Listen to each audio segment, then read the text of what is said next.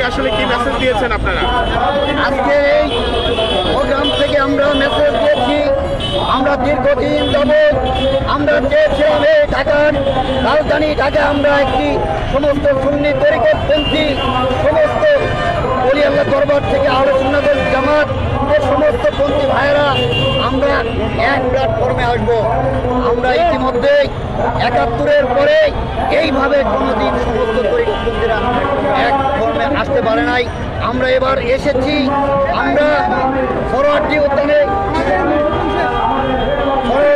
আমাদের অনুমোদন হয়েছিল, সেটা যাদের ইন্ধনে সেই প্রোগ্রাম আমাদের অনুমোদন কেটে দিয়েছে, আমরা তাদের বিরুদ্ধে প্রতিবাদ জানাচ্ছি, ধন্যবাদ জানাচ্ছি সরকার, বর্তমান সরকার এবং সাংবাদিক ভাইরা। আমরা মুসলমানদের পক্ষে ছিলাম, আছি, থাকবো ইনশাআল্লাহ। নারায়ে তাকবীর, বিশ্ব আলী খাজা বাবা ফরিদপুরি, বিশ্ব জাকের মঞ্জিল, আহলে সুন্নাত ওয়াল জামাত, ওলি আল্লাহ যেখানে, তুমি কে আমি কে, নারায়ে তাকবীর। বন্ধ করেছে জামাত শিবিরের সহ ওয়াহাবি খারেজি যারা আজকে এই প্রোগ্রাম বন্ধ করেছে, আমরা তাদের বিরুদ্ধে কঠোর প্রতিবাদ।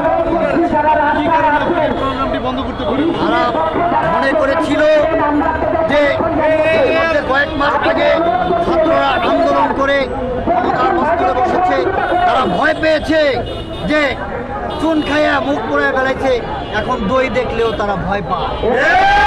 কিন্তু আমরা তো তা না, আমরা গাড়ি ভাঙচুর করবো না, আমাদের হুকুম নাই, আমাদের আদর্শ নয়, আমরা মানুষ মারবো না।